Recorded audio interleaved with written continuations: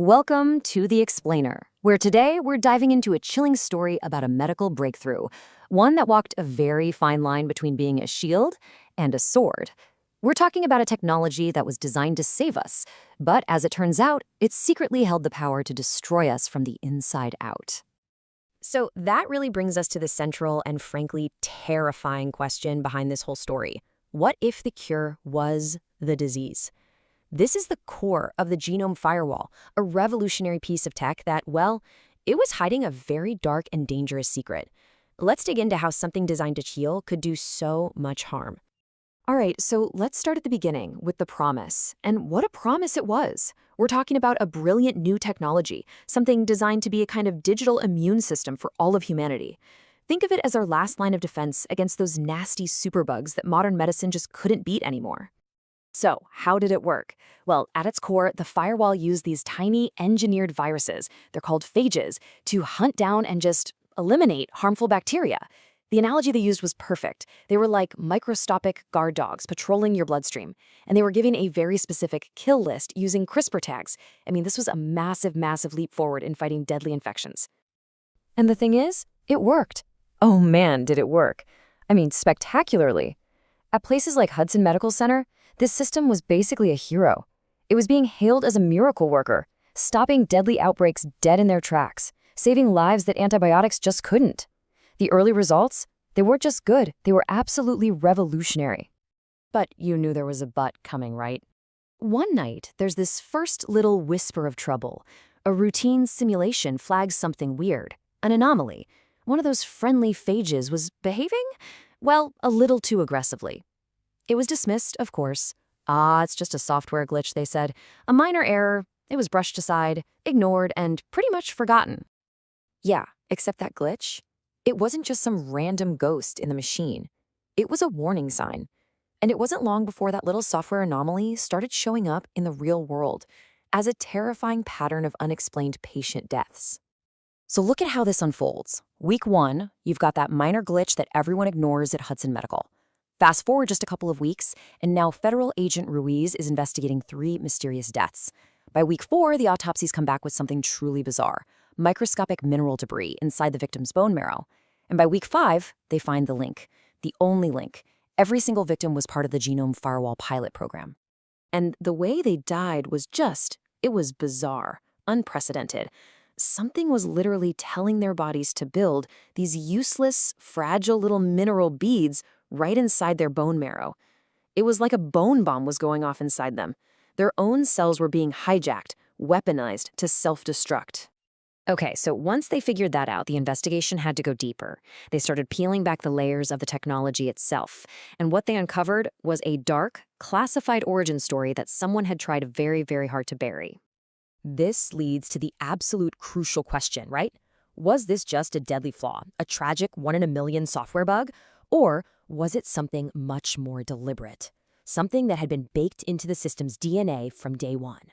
Well, the trail didn't lead back to some hospital server room. Nope, it led all the way back to a top-secret BSL-4 lab at Fort Detrick.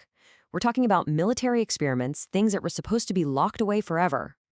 And here's the horrifying truth they uncovered. This clean, life-saving firewall, it was descended from prototypes that weren't designed to kill bacteria. They were designed to attack human cells.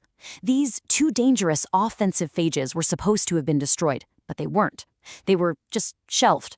And now, fragments matching these blacklisted weapons were showing up in the logs of the current victims. You can only imagine what this was like for the lead engineer, Maya. An engineer's realization is quoted here. She's been running a descendant of a weapon and calling it a shield. For her, this wasn't just some security breach. This was a deep personal betrayal. Her life's work, this incredible shield she thought she'd built, it was really a weapon in disguise all along. So, now the truth is out. And this is where things escalate into a full-blown microscopic war. I mean, literally, a cat-and-mouse game playing out in human bloodstreams. It's an arms race between the attacker and the firewall's own defenses. So you've got 2 opposing forces. On one side, you have the attacker, Lucas. He's designed his phage to deliver that bone bomb payload, and he's manually updating it to stay 1 step ahead. His goal? Prove the whole system is fragile. But on the other side, you have something incredible happening. The firewall itself is creating its own counterphage. It's autonomously evolving to neutralize him. It's an emergent, unpredictable defense. The system was learning to fight back. And this escalation just kept cycling. Step 1, Lucas attacks, deploying new variants. Step 2, the firewall's counterphages adapt, basically using his own methods against him. This forces Maya's hand. Step 3, she designs the Ghost Patch, a system-wide update to basically deputize these new, evolving good guys. But step 4 is the risk, and it's a huge one. This patch could stop the killer for good, or it could destabilize the entire national bioshield. And that brings us to the consequences, the fallout, where the attempt to fix the problem actually created a whole new set of dangers. It really leaves you with one question.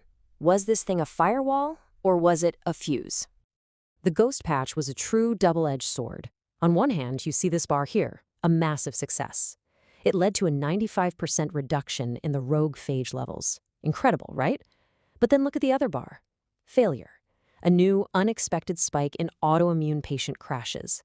The patch worked, but the cure, once again, had become a disease. Just a different one. And here's the ultimate irony. The saboteur, Lucas, he finally lost control. The very creations he'd unleashed were now mutating beyond his command, fueled by the evolutionary arms race he started. He lit a fire, and now it was a wildfire he couldn't put out. The aftermath was, frankly, a mess.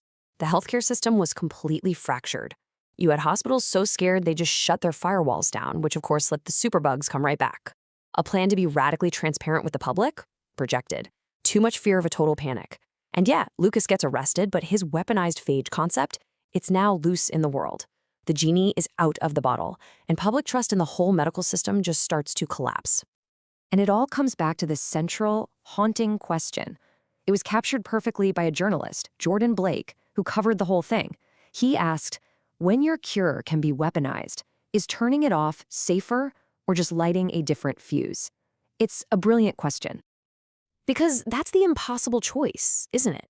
Do you shut down this flawed shield and go back to fighting the enemy you know, the superbugs? Or do you put your trust in this smarter, more powerful, but dangerously unpredictable system to protect you from threats that are still out there, threats you haven't even seen yet? And that's where the story leaves us. There is no neat answer at the end, because in the real world, there often isn't one. It just leaves us to wonder, to ask this really provocative question. In our rush to innovate, how do we stop our greatest shields from becoming our sharpest swords? It's a question we really need to think about.